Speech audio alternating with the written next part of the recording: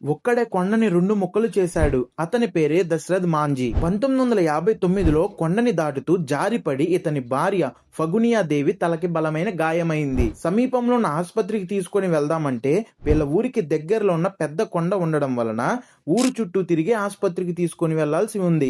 70 కిలోమీటర్ల దూరం ఉంది.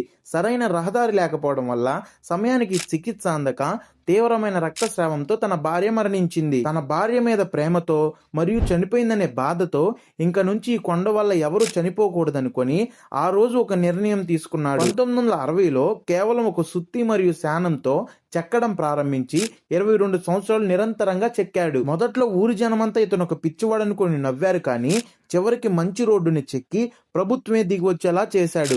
ఇతని ప్రతిభను గుర్తించి ఒక స్టాంపును కూడా విడుదల చేశారు. మనందరికీ ప్రేమకు చిహ్నంగా తాజ్ మహల్ గుర్తొస్తుంది, కానీ నిజమైన ప్రేమ అంటే దశరథ్ మాంజీది.